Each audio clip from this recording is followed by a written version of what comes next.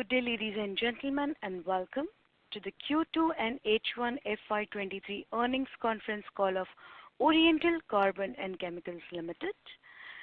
This conference call may contain forward-looking statements about the company, which are based on the beliefs, opinions, and expectations of the company as on the date of this call.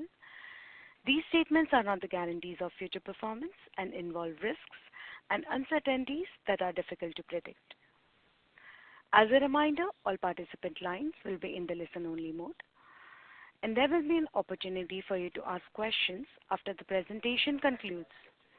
Should you need assistance during the conference call, please signal an operator by pressing star then 0 on your touch-tone phone. Please note that this conference is being recorded. I now hand the conference over to Mr. Akshat Goenka, Joint Managing Director of OCCL Limited. Thank you, and over to you, sir.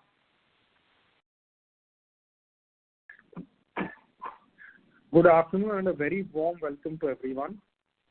Along with me, I have Mr. Anurag Jain, CFO, and SGA, our Investor Relation Advisors. We have uploaded our results and investor presentation for the quarter and half year ended 30th September 2022 on the stock exchanges and company website. Hope each one of you have had a chance to go through the same. The global economy has witnessed numerous headwinds in the last 2 to 3 years.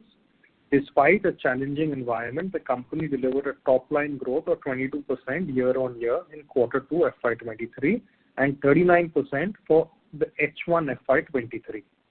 Our margins were impacted due to higher input and freight costs. However, on a half-yearly comparison, EBITDA profitability is almost the same. We expect these costs to rationalize, and hopefully the company is likely to achieve an EBITDA in the range of 100 crores for this year if the demand is maintained during the coming 2 quarters. Even Q1 and Q2, one of the main differences in profitability has been due to this inventory adjustments. So if you normalize those, the performance between Q1 and Q2 is quite similar. The domestic tire industry is experiencing pent-up demand from OEM and replacement segments, currently supported by the gradual recovery in economic activities, thrust on infrastructure spending, favorable freight rates, and stable financing environment. Demand from commercial vehicle segments, which was low during the quarter, is expected to return on the back of increased investments in road infrastructure by the government, along with the freight movement, which is anticipated to increase, strengthening the offtake of commercial vehicles.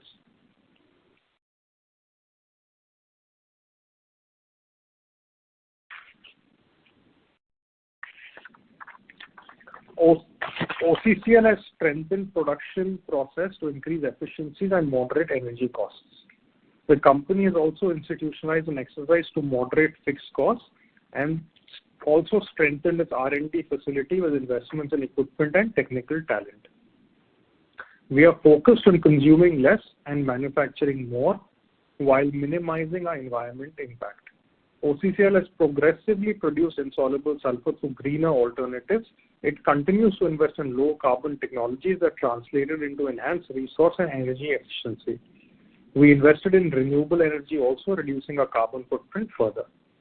I'm also very pleased to share that during this quarter, we have achieved the Great Place to Work status, and along with that, we also got a very prestigious award from the Indian Chemical Council, which recognized us for the company in the sub-1,000 crore category as having the best HR practices across all chemical companies.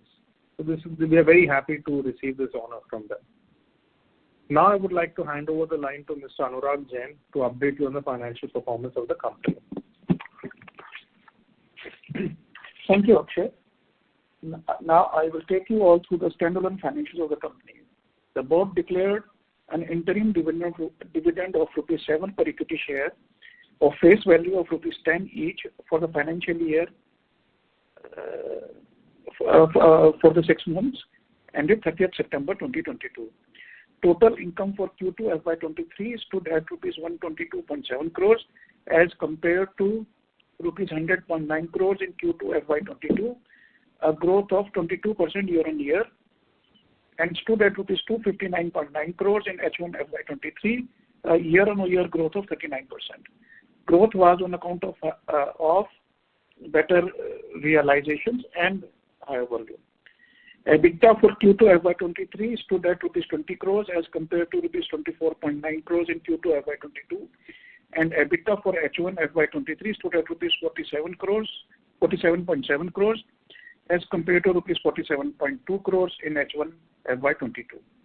Margins were impacted due to higher freight cost and input costs. Profit after tax for Q2 FY23 stood at rupees 7.8 crores as compared to rupees 12.6 crores in Q2 FY22, and stood at rupees 21.7 crores in H1 FY23 as compared to 25.1 crores in H1 FY22, mainly due to higher interest in depreciation due to commissioning of IS and acid plants in Barmer. With this, I would like to open the floor for questions and answers. Thank you very much. We will now begin the question and answer session. Anyone who wishes to ask a question may please press star and one on their touchtone phone. If you wish to remove yourself from the question queue, you may press star and two. Participants are requested to use handsets while asking a question. Ladies and gentlemen, we will wait for a moment while the question queue assembles.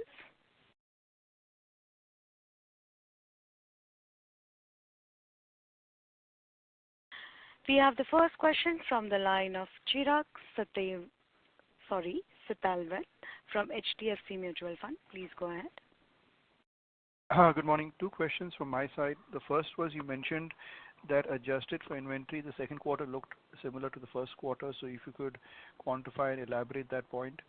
The second is, when you look at margins going into FY23, where do you see profitability normalizing from an EBITDA margin perspective? If you can speak about that as well. Thank you.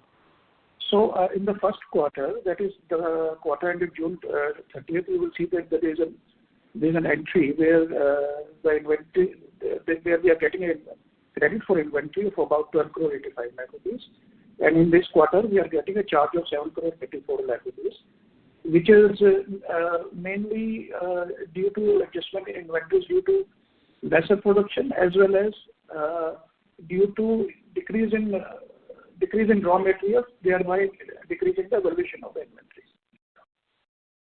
So these are the two things. The sale is also slightly less in quarter two compared to quarter one. Yeah. So these are the two things which has impacted the inventories. But if you look at contributions, the contribution. Sorry to interrupt. Your voice is breaking.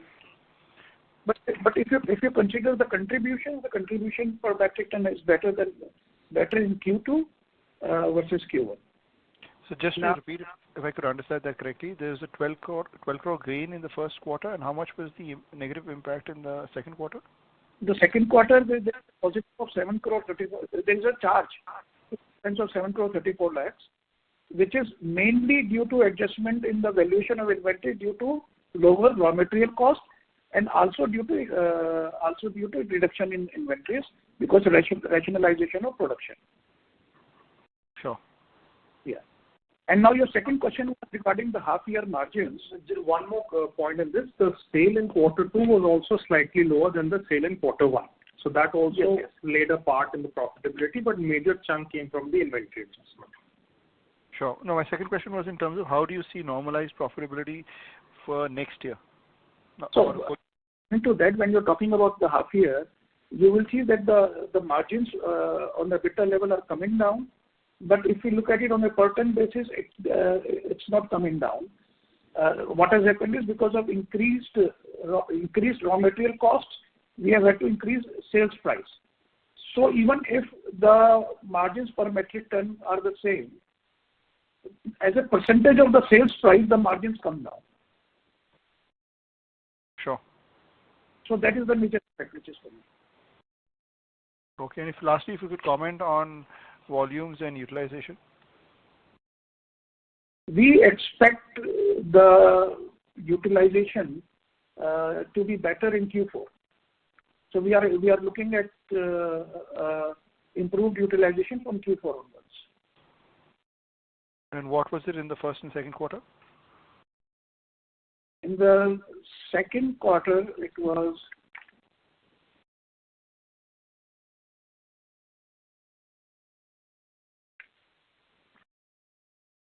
about between 70 and 75%.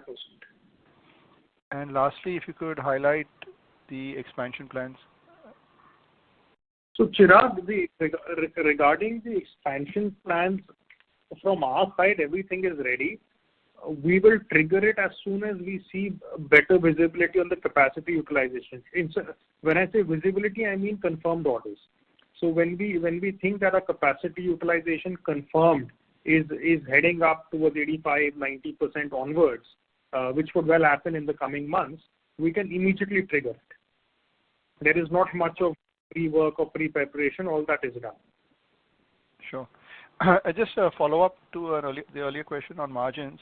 So you highlighted that margins on a per ton basis have stabilized, but on a percentage basis have come down.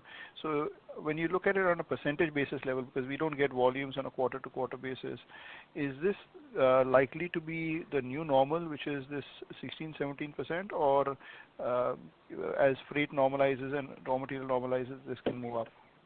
So this will depend a lot on the raw material and freight costs here. So for example, if the raw materials cost were to come down and differently our sale price was to be adjusted, then the margins will go. But if the raw material costs remain the same and our sale prices remain the same, then this is the kind of margin we are looking at. If there is no, there is, in the event that there is no increase in sale. Sure. Great. Thank you very much. Again, the margins are on a per basis, right? So if the overall cost of production goes up, then the overall margins which we need on EBITDA level will come down. Even when we are getting better margins, which we did this quarter, we got much better margins. So even if we get better margins, then it will still remain the same. Sure. Understood. Thank you. Thank you. We have the next question from the line of Aditya Khetan from Smith's Institutional. Please go ahead. Yeah, thank you, sir, for the opportunity. Sir, first on the freight cost. Sir, you have mentioned that the freight cost have been, so there is an impact which you have taken on the freight cost. But sir, when we look at the freight index, so that is actually coming down, and many companies in this quarter, they have reported benefit because of the lower freight cost. So, and even the other expenses also in this quarter, so they have been actually down by roughly 18% on a decline of 7% in revenue. So that seems to be like rationalized. So is there some miscommunication in the management in saying? Not been able to understand your second question, Mr. Khetan. Sir, on the freight cost, I was trying to understand. So freight cost actually has been coming down. You are asking some second question which I have not understood. Sir, no. Second, I was asking that even the other expenses, so that is also down by roughly 15% on a decline of 7% in sales. So definitely there is a benefit of lower freight cost. It seems like in the numbers. But you are saying that so there is an impact into the freight cost. So just wanted to know on that. So what is happening here is that freight costs for us are also coming down. So when I'm talking about the impacts, I'm talking about on a half-yearly basis or from last year to this year basis. So if you talk about freight costs vis-a-vis Q1 to Q2, they have come down. Obviously, the full impact is not there, so there will be an additional impact of freight in the coming quarter. That impact is going to be there. So they have started coming down. You are absolutely right. And when you talk about other expenses being down as a percentage, what are your comparatives? Can you tell me you're talking about Q1 to Q2 or Q1 to Q2? Q1 to Q2. So again, other expenses include fixed expenses. As I explained earlier, my sales price have gone up to adjust for higher raw material costs. So therefore, even though they have gone up in absolute terms, it looks little. Okay. And the second question, so there is an 8% decline in top line on quarter-on-quarter basis. So this is largely because of realization or even volumes were impacted? No, this is mainly because of volumes. This is mainly because of volumes. And realization has been flattish on quarter-on-quarter basis? On quarter-to-quarter basis, there has been a marginal increase on realization. There has been a marginal increase in realization. Yes. Okay. But sir, considering now the exports have started to see an impact, considering the inflationary trend and demand is trickling down. So considering now there should be an impact on the realization. But so what is leading to this? See, a lot of your questions can be answered by saying that we have a long sales cycle from the time an order leaves our premises to the time the sale is booked, because a lot of the places we are selling delivered duty paid. We are not selling CIF, whereas other companies that you're comparing to would be selling CIF. So there is always an extra month or so in the sale being booked in our books. And that is reflected in all these things that you're asking regarding freight and sales price and all of these things. Okay. And also if we start something in June as per June freight and as per June sales price, it will start hitting our books only in September. So similarly, if we whatever the Q2 dispatch and agreement will actually hit our book in Q3. Okay. And sir, the pipeline is healthy, like so from the tire side, or that is like so witnessing some sort of like so demand drop or some sort of like so you're getting reduced inquiries from the customer side? So what I can say is that currently, if you look at the current customers, the demand from the current customers is similar to what it was in Q2. So we are looking at the same kind of demand from the current customers. Okay. And sir, this this expansion of 5,500 tons which we have done recently. So what would be the utilization on that capacity? So that will depend, as Mr. Akshat Goenka has pointed out already. Once we cross the 85% capacity utilization on the current capacity, then we will trigger the next expansion, obviously. And, I was asking on to the recently expanded 5,500 tons, which we had expanded. So what would be the utilization on that capacity? The overall capacity, as I said earlier, the overall capacity of the company is about utilized about 70 to 75% as of today. 70 to 75%. Yeah, we cannot aggregate that this capacity is utilized or this is not utilized. Okay. And sir, if you can highlight onto the raw material prices, so sulfur and coating oil, so how is the trend now as compared to quarter-on-quarter basis? So in the last quarter, the sulfur prices had started to come down, and they came down quite appreciably. But from October onward, again, we are seeing an increasing trend in sulfur. And coating oil also is similar. Now stabilizing. It's now stabilizing. So coating oil prices are they are stabilizing. Stabilizing. Okay. Okay, sir. Thank you, sir. That's it from me. Thank you. A reminder to all the participants, anyone who wishes to ask a question may please press star and 1 now. We have the next question from the line of Umang Shah from India Bridge Capital. Please go ahead. Hi, sir. Thank you for the question. Sir, with the increasing power costs in Europe, are we seeing any advantage to us as compared to the manufacturers making in Europe?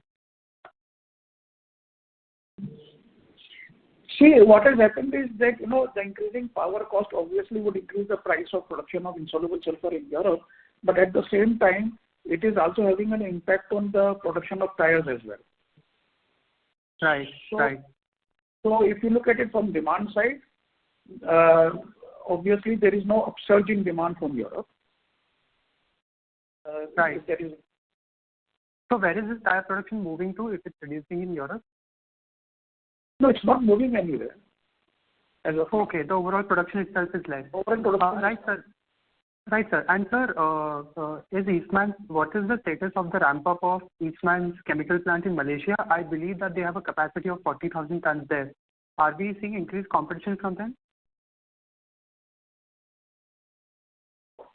So we don't have data on their ramp up as far as we. So there is no new competitive intensity that is coming from Flexis, if that's what you're asking. Right, sir. Right, sir. Sir, and one more final question would be, what would be the difference in price of the highest grade of Crystec and the highest grade of our product? So I cannot give all that information out, please. No problem, no problem. I'll get back in the queue. Thank you. Thank you. Thank you. We have the next question from the line of Dhruv Muchal from HDFC Mutual Funds. Please go ahead. Yes, sir. Thank you so much. So your guide of about 100 crore EBITDA, does this also include other income? And secondly, this also is implying about 50 odd crores for the 2H, but based on commentary, it seems the utilization can improve going ahead, and also the RMs have fallen. So is this more on a conservative sense? Just trying to understand. So yes, when we are talking about at EBITDA, we are talking on a like-to-like basis. If that is your question. So that includes other income or no? Yes, yes. Including other income, okay. Yes. Okay. And the second part too, you were mentioning about utilization is improving, RM falling. So and the EBITDA is implying about remaining 50 crores for the remaining half. So just trying to understand what could be missing. If I am understanding your question right, you are saying that if the utilizations level are going to grow up, then why that the EBITDA levels are going to remain the same? Utilizations are improving. I believe also the RM has fallen significantly. Sulfur has fallen, although there is some increase, but it is still much below what it was in I believe, the last 1 year. And also the freight seems to have fallen. No, they are not. They are still above what they were in the last 1 year. They are better than what they were in Q1, which was the worst quarter as far as the raw material prices was concerned. And obviously, even in Q2, because we carry inventories, and therefore the impact of the profitability was there in Q2 because of inventories of finished goods as well as of the raw material. And therefore, that is why I am saying that, and we have got an EBITDA of 47.5 crores, which when we say around 100 crores, we are saying maybe it will go up to from 47.5 to say around 55, 53. So we are taking an upside a little bit, and that is why we are saying. Also, it comes back to my original point that if we see increased ramp up of utilization in Q4, by the time it starts hitting the books at sales, there will be a gap. Okay. So that is a factor in mind. Perfect, sir. So the second was on the freight, just trying to understand the quantifying the freight benefit. So we have seen the freight increase significantly, and now they've started to decline. So in past, when I see the freight cost for you from your percentage of sales was about 6-7 odd %, and FY22 it had increased to about 11 to 12%. This is from your annual report. So should we now the freight declining back? Should we assume that this benefit will start reflecting that 6-7 or that 5% increase? The impact that you had seen on sales will start to reflect back in your EBITDA margins now? So right now, the freight has still not fallen to the earlier levels. Okay. Now, even in the first half of the year, the freight is upward of 10% of the cost of the sales price. Yeah, but that I understand. But the freight has only started declining now in the last 1 month or so. So. Yeah. So what I'm saying is that it's declining from a level of 10% plus. Okay. Yeah. So in short, it is still not down to those old levels that you're referring to. It is down. Freight rates are down off the peak, but they're still not down to those bottom levels. Sure, but the understanding is fair that the decline in freight benefits you because your competitiveness to Europe improves. Yes. Freight benefits us, and we have to keep one more thing in mind, that when we ramp up sales, it will be more from exports, and therefore the per ton freight will, even though the margins will be there, per ton freight will remain to be a little higher because as a percentage of total sales, the value, the share of exports would increase. Sure. And so just to follow up on one of the earlier comments, you mentioned that on a per ton basis, your contribution or EBITDA margins are okay. So when you say okay, are you referring to on a YY basis or you are referring to a longer term trend? Because if I'm not wrong, your commentary from earlier calls and earlier even from your annual report suggests that the margins have been a bit weak, and on a if I assume that was also was on a per ton basis. Yes, they are better. Yeah, yes, they are better on a year-on basis. They are better than last year. Okay. And versus the historical trend? I mean, for last 5 years, 7 years? No, on average, they have not yet come up to those levels. We are still below those levels. Okay. And any sense, if you can give, what will have to play out for this to improve to your historical levels, or some triggers that you're looking for? It will be too speculative today. Okay. But so many things. Okay. It will be too speculative to say. Sure. And lastly, on demand, you did mention about it. On Europe, you're not seeing a significant negative implication on demand, given how the situation there is. I believe Europe is a big market for you. So yes, there has been some impact. So sorry to interrupt, we couldn't hear you. Your voice was breaking. Can you please repeat There the has last? can you hear me clearly now? Yes, sir. Please kindly proceed. Okay. So there has been some impact in Europe, and which we can see in our quantities coming down in Q2 versus Q1. So that impact is visible, and we think that this impact of Europe could continue in Q3 as well. Okay. Sure, sir. Thank you so much, and all the best. Thanks. Thank you. We have the next question from the line of Prashant Rishi from Cascade Capital. Please go ahead. Good morning, sir. You said that volumes have been hit quarter on quarter, even though there was a marginal increase on realizations. Can you just quantify roughly how much the volume hit would be? Is it in mid-single digits, percentage-wise? How much did follow? We do not give numbers of sales, so that will be very difficult for me to say. Okay, all right. But what is the reason why volumes are getting hit? I mean,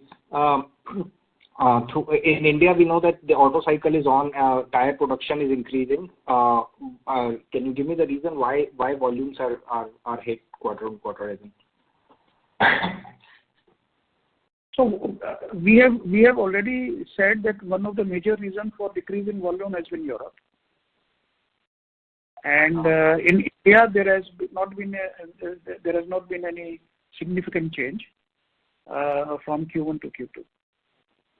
Okay, and what's happening in Europe that is causing this? I think it's the Ukraine war and the gas energy crisis. Okay, so the freight rate is as a result of Ukraine war. The gas energy crisis, yes. Okay, all right. Sir, so the increase, you also mentioned that there was an increase in the input prices, which is hitting the margins. Can you tell me what would be the prevailing global sulfur prices right now? You said they've started stabilizing after October. Come down, they have started going up again. It is for the that I said that they have now stabilized and are marginally coming down.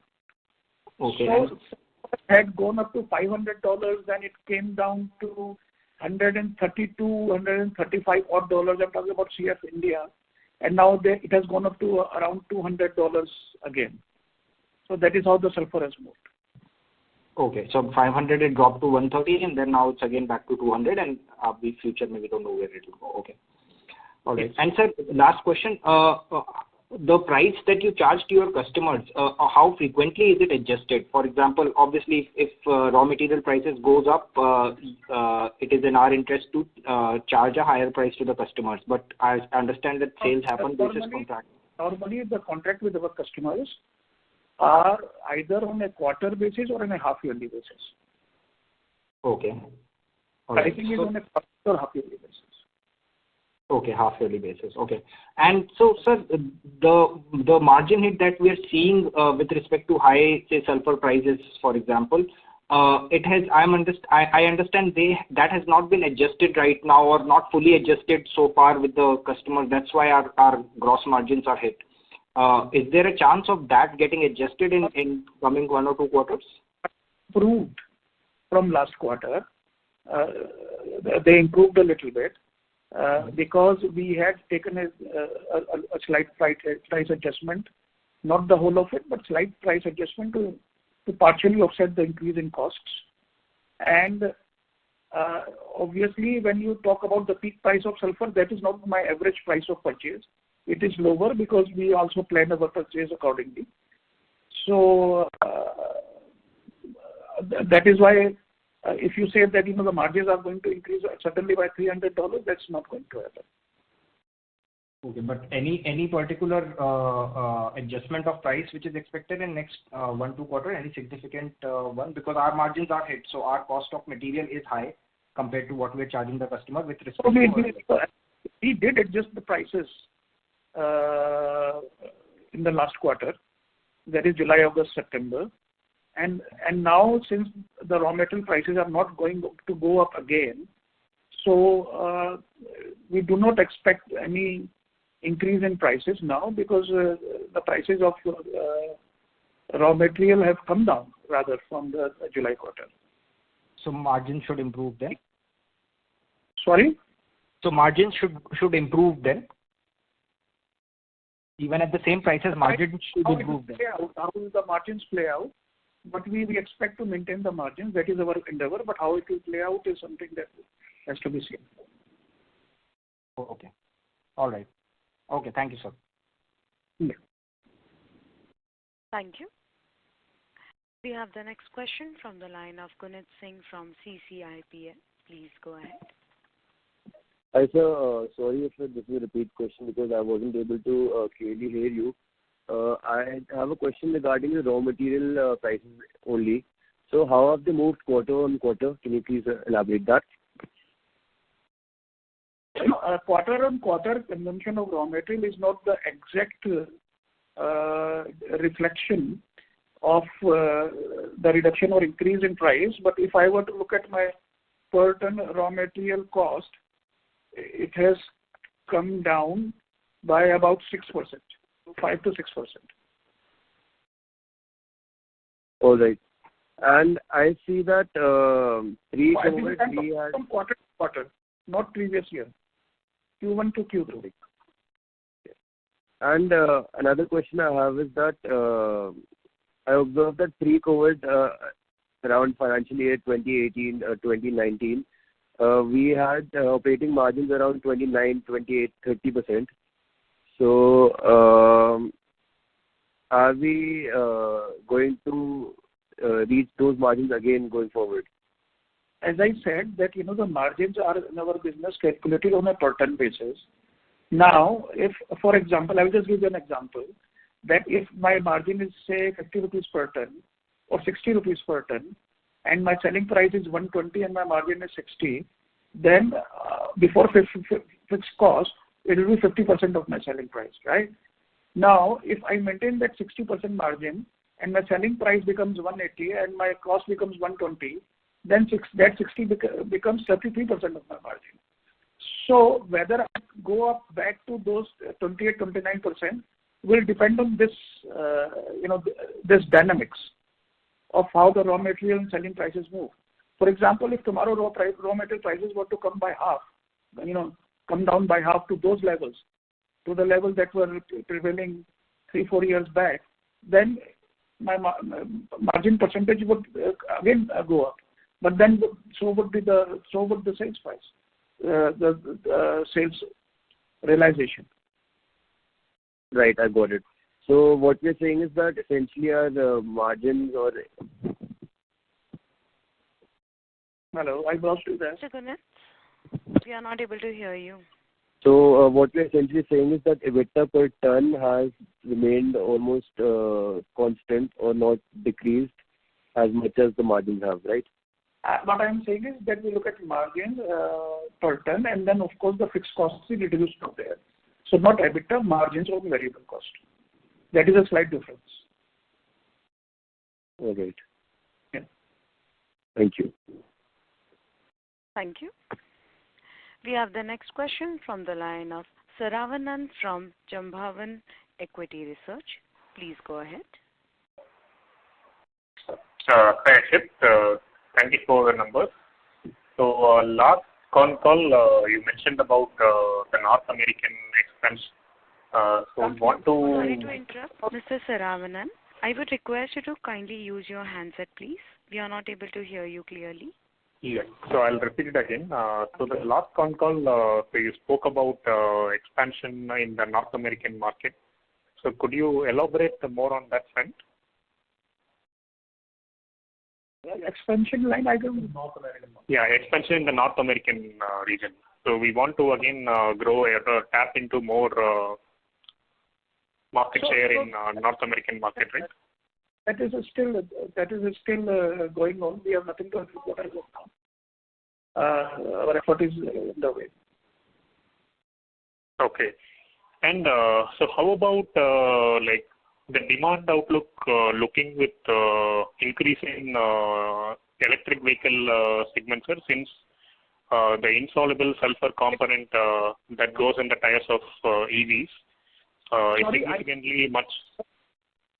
Your voice is, getting distorted. It's getting distorted and we are not able to hear you clearly. I would request you to rejoin the queue, please. We move on to the next question, which is from the line of Aditya Khetan from Smith's Institutional. Please go ahead. Yeah, thank you, sir, for the follow-up. So my question was onto the recent acquisition which has happened with one of the Japanese player, that is, so Surumi Chemicals. They have acquired the business of Nippon Kanru, so chemical company. So just wanted to know, so do you have any idea onto the deal size? What is the capacity of the company which has been acquired? No, the Japanese transaction, to be honest, we also heard about those companies and that from the news itself. Before that, we had also never heard of this company. And at first glance, it appeared to me that they make a different kind of product, not the same kind of product that all of us make. It appears to be something different. And it does not appear to be the same industry at first reading. Okay, but into the media news, sir, what they have mentioned, so the company produces insoluble sulfur, which is under the brand Semi-OT and Semi-Sulfur, and it has been majorly used for the tire players only. So I believe it is insoluble sulfur only. No. You're right. That is what they have said. But I actually went to the website and to me it appeared that the product was slightly different. In any case, I mean, we had never heard of that company before the transaction, and we have still not heard of it after the transaction. Okay. It does not show up in any insoluble sulfur industry reports. It does not show up in any conversation with customers. It does not show up in any conversation with industry experts. Okay. First we also heard it when we read the news like that. Okay, sir, got it. Sir, just one more question, sir. Sir, recently we had expanded this capacity of 5,500 tons. Sir, I was not able to get the environmental clearance document of the same. Have you filed the document, sir, with the government regulatory authority? It is not required. So we don't qualify for that, so we have not done it. Okay, but okay, so do we have actually filed it for and it is not available in the public domain? Is that the case or like? I think it's not applicable to us. Okay. ठीक है sir. Thank you. Thank you. We have Mr. Saravanan back in queue from Jambhavan Equity Research. Kindly proceed, Mr. Saravanan. Yeah. Thank you for giving me this opportunity. Sir, my question is on so with the advent of more electric vehicles, will there be a significant pent-up in demand for insoluble sulfurs with more EV adoption?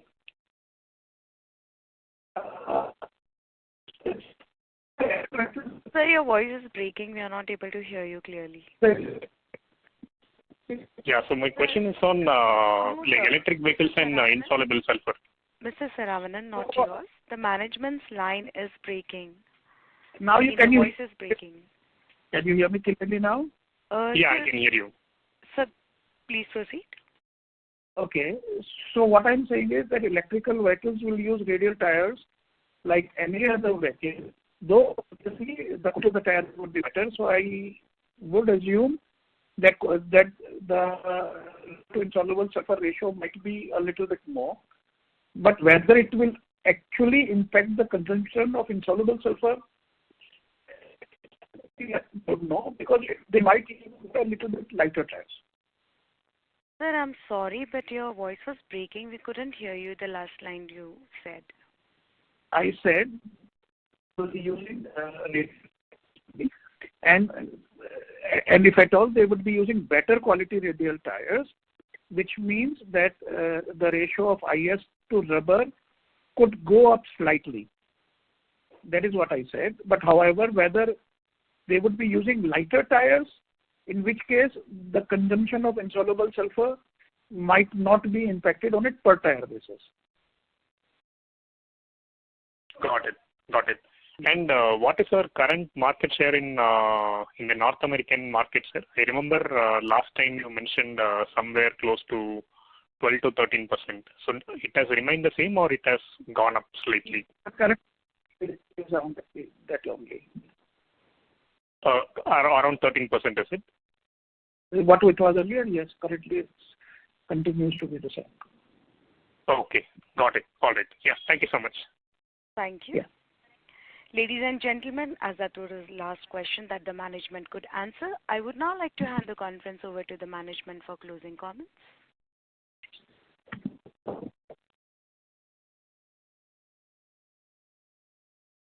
Sir, any closing comments from your end?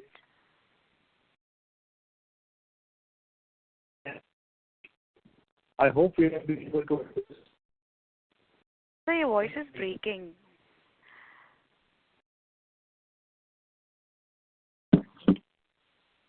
Is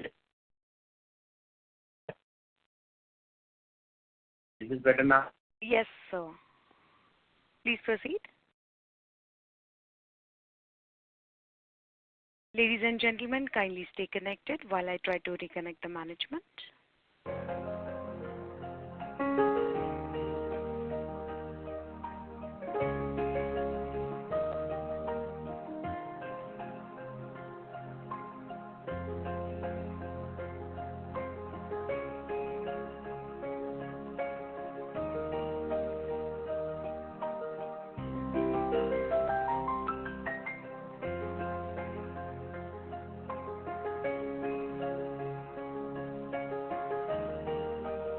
Ladies and gentlemen, the line of the management has been connected. Sir, kindly proceed. I take this opportunity to thank everyone for joining on the call. I hope we have been able to address all your queries. For any further information, kindly reach out to us or Strategic Growth Advisors, our investor relation advisor. Thank you once again. Thank you. On behalf of Oriental Carbon and Chemicals Limited, that concludes this conference. Thank you for joining us, and you may now disconnect.